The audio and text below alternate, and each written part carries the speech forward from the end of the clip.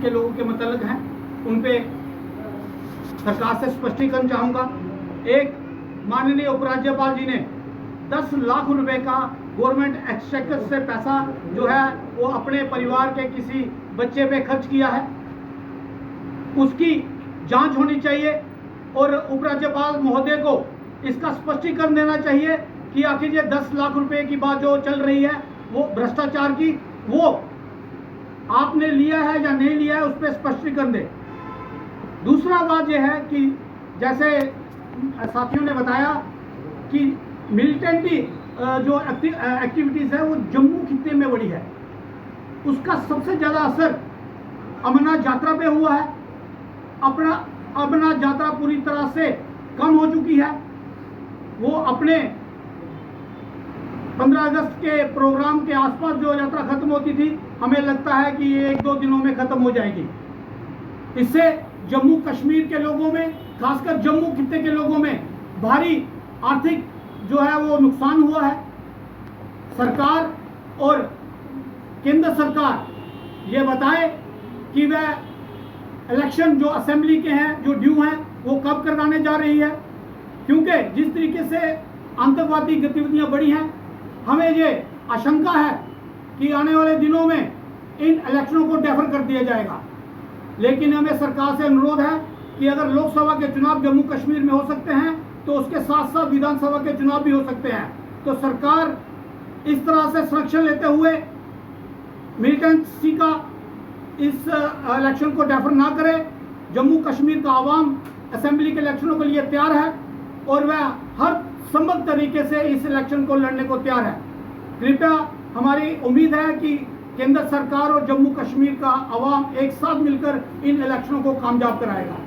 उसके साथ साथ महत्वपूर्ण बात यह है कि हमारे सीनियर अशोक शर्मा जी ने बताया जिस तरह से अग्निवीर, तो अग्निवीर के लिए आज देश समर्पित वीर चाहता है, जो देश के लिए समर्पित हो।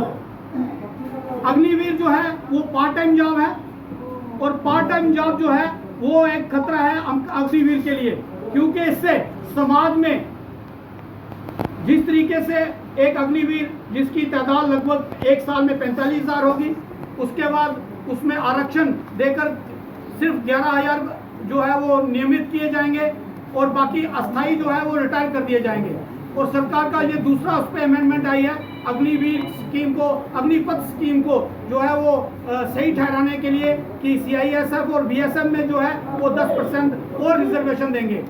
लेकिन हमारा मानना है ये अग्निपथ स्कीम पूरी तरह से फेल स्कीम है, इसको पूरी तरह से निरस्त किया जाए और जिस तरह से रेगुलर आर्मी में स्थायी जो सैनिक भर्ती होते हैं वैसा किया जाए, क्योंकि इससे देश की सुरक्षा पर भी खतरा है और सामाजिक, जब ये लोग समाज में आएंगे तो किसी ऐसे अनासर के हाथ में जो है इनका चले जाना संभव है।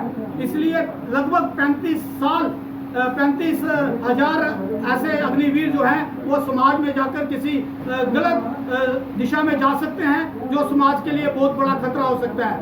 इसलिए अग्निवीर स्कीम को पूरी तरह से निरस्त किया जाए, ये हमारी मांग है। धन्यवाद जी।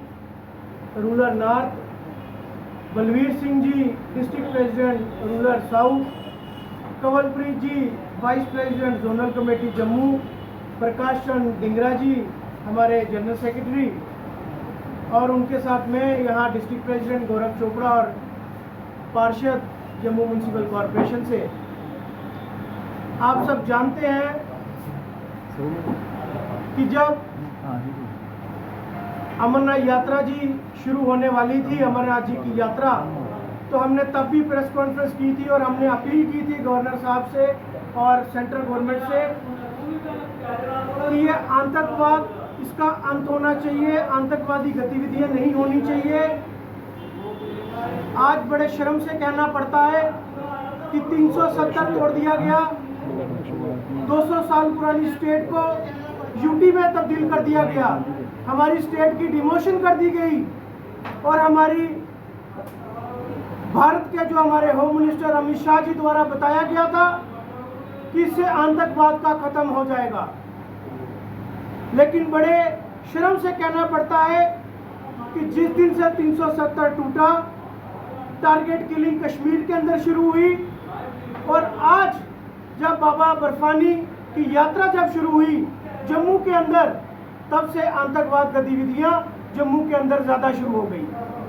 आखिरकार इस आतंकवादी गतिविधियों के पीछे कौन से लोग, कौन से मुखबर ऐसी गतिविधियां जम्मू के अंदर, पूरे जम्मू के अंदर, चाहे वो राजौरी पुंछ की बात करें, कठुआ की बात करें, उधमपुर की बात करें, सांबा की बात करें, डोडा की बात करें, एनकाउंटर ही एनकाउंटर आ रहे हैं। ऐसी गतिविधियों का हम कंडेम करते हैं। पाकिस्तान की तरफ से जो गतिविधियां ये आए दिन बढ़ती जा रही हैं, होम मिनिस्टर साहब को इसका जवाब देना पड़ेगा, प्राइम मिनिस्टर साहब को इसका जवाब देना पड़ेगा। और मुझे लगता है जम्मू कश्मीर की जो एलजी एडमिनिस्ट्रेशन है, जो बिल्कुल फेल हो चुकी है, विफल हो चुकी है, लोगों को सिक्योरिटी प्रोवाइड नहीं करा पा रही, और भगवान ना करे अगर किसी और की अब जान जाएगी तो उसकी जिम्मेवारी सिर्फ होम मिनिस्टर की होगी और एलजी साहब की होगी, जो फेल हो चुके हैं। हम उनसे क्वेश्चन पूछते हैं कि आखिरकार ऐसी कौन सी आप सिक्योरिटी में और कौन सी आप कहाँ पे बिजी हो गए हैं कि जम्मू शहर के अंदर इतनी ज़्यादा गतिविधि हो चुकी है। तो मैं, हमारे सीनियर लीडर जो हैं वो विस्तार से आपको अग्निवीर में जो 10% रिजर्वेशन और आतंकवाद गतिविधियों के ऊपर जो हमारी जो आज की प्रेस वार्ता है उसके ऊपर विस्तार से बताएंगे श्री अशोक शर्मा साहब। आप सब साथियों का स्वागत करते हुए आज जैसे चोपड़ा जी ने बताया कि अमरनाथ यात्रा के उपलक्ष्य में और दूसरी तरफ जब इलेक्शन कमीशन ऑफ इंडिया ने असेंबली का चुनाव को अनाउंस करने का कहा तो यहाँ आतंकवादी गतिविधि बढ़ गई। 1 दर्जन के करीब इंसिडेंट हुए हैं, जिसमें हमारे फौज के नौजवान शहीद हुए और हमारे सिविलियन भी जो हैं वो मारे गए, दर्जनों के करीब जख्मी हुए। और हमारी यात्रा जो 5 लाख के करीब हुआ करती थी, घट के 1.5 लाख हो गई। एक तरफ हम इनसिक्योरिटी हम पे प्रिवेल करती है और उसकी दिक्कत हमें आ रही है, दूसरी तरफ जब अमरनाथ जी की यात्रा होती थी तो ये टूरिस्ट जो आता था, जो पिलग्रिम जो आता था, ये यात्रा भी करता था और दूसरी जगहों पे भी जाके अपनी कई जगहों पर मन्नत मांगता था और लेयर टूरिज्म को भी इससे कनेक्ट हो करते थे। लेकिन ये सारा इस साल सब ऑलमोस्ट फेल हो गया और हमारी इकानमी जम्मू की भी और कश्मीर की भी शटर हो गई। ये बहुत बड़ा प्रश्न चिन्ह है कि हम आतंकवादी घटनाओं के ऊपर कुछ नहीं लगा पाए और हमारा इकानमी भी दूसरी तरफ शटर हो रही है। हमारे साथ वादा किया गया था 2019 में कि शीघ्र ही हम लोग रियासत का दर्जा वापस करेंगे। आज ऐसा ना करने से हमारी लैंड और जॉब की जो गारंटी है वो ख़त्म हो गई है।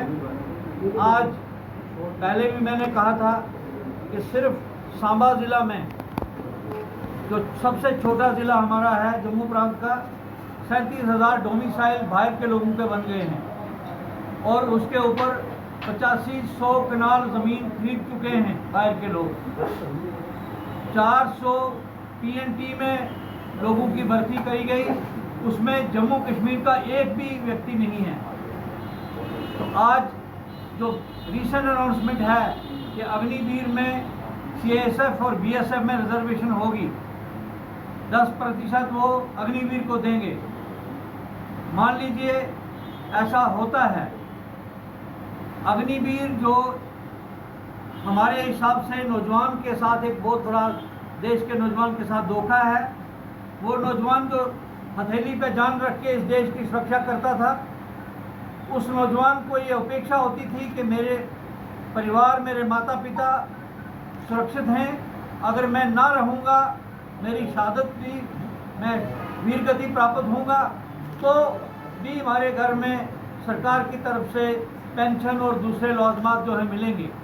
लेकिन आज अग्निवीर का गठन करके गवर्नमेंट ऑफ इंडिया ने ये बता दिया कि वो नौजवान हिंदुस्तान का जो है उसके लिए एक अनसर्टन फ्यूचर जो है वो तय करे हैं।